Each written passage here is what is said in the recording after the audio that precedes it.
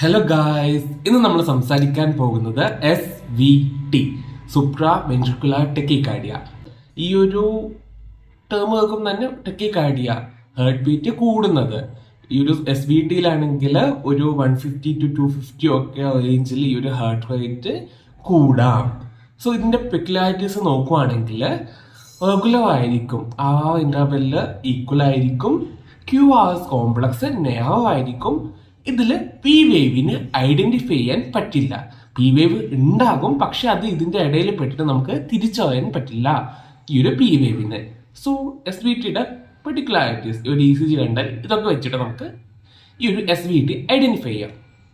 ഇനി ഒരു SVT ഉണ്ടാകുമ്പോൾ എന്തൊക്കെ സൈൻസ് ആൻഡ് സിംറ്റംസ് ഉണ്ടാകും? ചെസ്റ്റ് ഡിസ്കംഫേർട്ട്, പാൽപിറ്റേഷൻ, ഭയങ്കര എക്സസീവ് ആയിട്ടുള്ള സ്വെറ്റിങ്, ഒരു ടൈറ്റ്നസ്, അല്ലെങ്കിൽ ഒരു ഫെയിൻറ്റിങ്, അങ്ങനത്തെ പല കാര്യങ്ങളും ഉണ്ടാകും.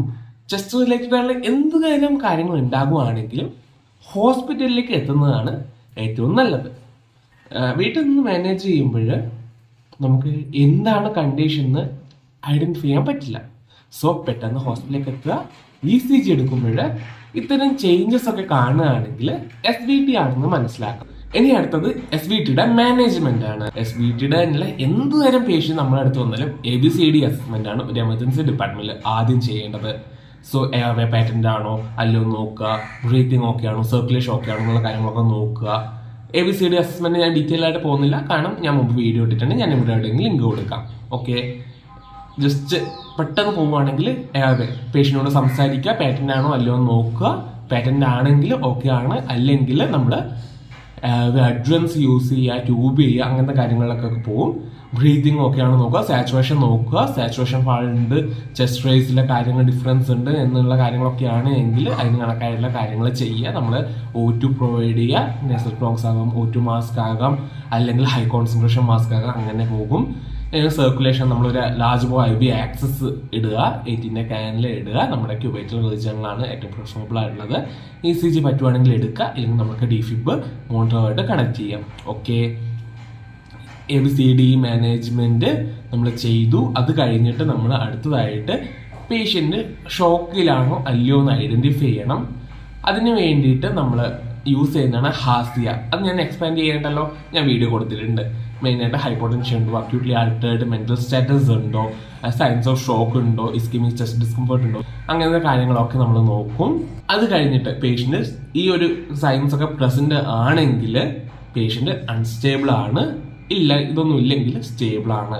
സ്റ്റേബിളിന് ഒരു ടൈപ്പ് ഓഫ് മാനേജ്മെന്റ്, അൺസ്റ്റേബിളിന് ഒരു ടൈപ്പ് ഓഫ് മാനേജ്മെന്റ്. അൺസ്റ്റേബിൾ ആണെങ്കിൽ നമ്മൾ സിൻക്രണൈസ്ഡ് കാർഡിയോവേർഷൻ ചെയ്യും. അതും ഞാൻ വീഡിയോ ഇട്ടിട്ടുണ്ട്, ചെക്ക് ചെയ്യാം. ഇതിൽ നമ്മൾ മെയിനായിട്ട് ശ്രദ്ധിക്കേണ്ടത് 3 C's ഉണ്ട് before synchronised cardioversion: consent, crash card and consider sedation. കാരണം ഒരു ഷോക്ക് കൊടുക്കുകയാണെങ്കിൽ ബോധമുള്ള പേഷ്യന്റ് ആണ്, സോ പെയിൻ ഉണ്ടാകും. കരണ്ട് അടിക്കാണ് മനുഷ്യന്, so consider sedation. Synchronised cardioversion ആണെങ്കിൽ നമ്മൾ ലോ ലെവൽ എനർജി സെലക്ട് ചെയ്യും, സിങ്ക് ബട്ടൺ പ്രസ് ചെയ്യും, കാർഡിയോവേർട്ട് ചെയ്യും പേഷ്യന്റിന്. ഓക്കെ, ഇത്രയും കാര്യങ്ങളാണ് ഇതിൽ വരുന്നത്. ഇനി സ്റ്റേബിൾ ആയിട്ടുള്ള പേഷ്യന്റ് ആണ് എങ്കിൽ നമ്മൾ എന്തൊക്കെ ചെയ്യണം? സ്റ്റേബിൾ ആയിട്ടുള്ള പേഷ്യന്റ് നമ്മൾ ഫസ്റ്റ് ലൈനായിട്ട് വാഗൽ മാനുവൽ ആണ് ചെയ്യുന്നത്. ഓക്കെ, ഇതിൽ നമുക്ക് കരോട്ടിഡ് മസാജ് വരും, ഞാൻ ഫോട്ടോ കാണിച്ചു തരാം. പിന്നെ മൽസൽവ മാനുവൽ ചെയ്യും. ഇതിൽ നമ്മളൊരു 10cc സിറിഞ്ച് വായിൽ വെച്ചിട്ട് ഊതാമായും ശക്തിയായിട്ട് ബ്ലോ ചെയ്യാമായും ഈ ഒരു ടൈമിൽ നമ്മൾ പേഷ്യന്റിനെ കാല് പൊക്കും. ഞാൻ വീഡിയോയും കാണിച്ചു തരാം. ഓക്കെ, പിന്നെ കുട്ടികളൊക്കെ ആണെങ്കിൽ ഐസ് അപ്ലിക്കേഷൻ, മുഖത്ത് ഐസ് അപ്ലിക്കേഷൻ ചെയ്യുന്നുണ്ട്. അതൊരു ടൈപ്പ് ഓഫ് സ്റ്റിമുലേഷൻ ആണ്. സോ ഇനി ഇതൊന്നും വർക്ക് ആയിട്ടില്ല എങ്കിൽ ഇനി എന്താണ് ചെയ്യുന്നത്? മെഡിക്കൽ മാനേജ്മെന്റ് ആണ്, മെഡിസിൻസ്. ഇതിൽ ഏറ്റവും ഇമ്പോർട്ടൻ്റ് ആയിട്ടുള്ള അഡിനോസിൻ ഇഞ്ചക്ഷൻ. അഡിനോസിൻ ആണ് ഫസ്റ്റ് ഇഞ്ചക്ഷൻ. അഡിനോസിൻ 6 mg ആണ് കൊടുക്കുന്നത്. ലാർജ് ബോ IV ക്യാനിൽ നമ്മുടെ ക്യൂബേറ്റൽ റീജിയനിൽ 18 ക്യാനിൽ, പ്രിഫറബിളി 18 ക്യാനിൽ നമ്മൾ ക്യൂബേറ്റൽ റീജിയനിൽ ഇട്ടിട്ടുണ്ട്. സോ അതിൽ ആ ഒരു ക്യാനിലൊക്കെ ഒരു 3-way സ്റ്റോപ്പ് കോക്കാണ് കണക്ട് ചെയ്യുന്നത്. ഒരു സൈഡിൽ അഡിനോസിൻ്റെ ലോഡ് ചെയ്തുള്ള 2cc സിറിഞ്ച് വെക്കുക, മറ്റേ എൻഡിൽ 20cc ഫ്ലഷ് വെക്കുക. ഈ ഒരു അഡിനോസിൻ റാപ്പിഡായിട്ട് പുഷ് ചെയ്യുക.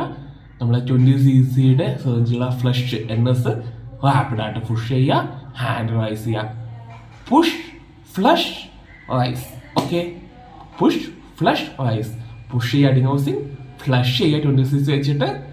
ദെൻ കൈ പെട്ടെന്ന് ഉയർത്തുക. കാരണം അഡിനോസിൻ്റെ ഹാഫ് ലൈഫ് ഭയങ്കര കുറവാണ്. നമ്മൾ ഹാർട്ടിലേക്ക് അത്രയും പെട്ടെന്ന് അഡിനോസ് എത്തിക്കാൻ വേണ്ടിയിട്ടാണ് നമ്മൾ ലാർജ് IV ക്യാനിൽ നമ്മൾ ക്യൂബൈറ്റ് റീജിയനിൽ ഇടുന്നത്. ഫസ്റ്റത്തെ ഡോസ് 6 mg ആണ്, സെക്കൻഡ് ഡോസ് 12 mg ആണ്. 6 mg കൊടുക്കുമ്പോൾ തന്നെ ഒട്ടുമിക്ക പേഷ്യൻറ്റും റിവേർട്ട് ആകും, ഇല്ലെങ്കിൽ അടുത്ത ഡോസ് കൊടുക്കണം. സോ ഈ ഒരു അഡിനോസിൻ കൊടുക്കുന്നതിന് മുമ്പും കൺസെൻറ്റ് എടുക്കണം. കാരണം നമ്മൾ ഈ ഒരു ഹാർട്ട് ഇങ്ങനെ പടപടാ അടിച്ചുകൊണ്ട് നിൽക്കുന്ന ഹാർട്ടിനെ സ്റ്റോപ്പ് ചെയ്യാൻ വേണ്ടി മരുന്ന് കൊടുക്കുകയാണ്. സോ അഡിനോസ് എടുക്കുമ്പോഴും നമ്മൾ കൺസെൻറ്റ് എടുക്കണം. അഡിനോസിൻ കഴിഞ്ഞിട്ട് ഇതിനെ സപ്പോർട്ട് ചെയ്യാൻ വേണ്ടിയിട്ട് ബാക്കി ബീറ്റ ബ്ലോക്കേഴ്സും കാൽസ്യം ചാനൽ ബ്ലോക്കേഴ്സും ഒക്കെ സെക്കൻഡറി ആയിട്ട് നമ്മൾ യൂസ് ചെയ്യുന്നുണ്ട്. Okay, cool, by.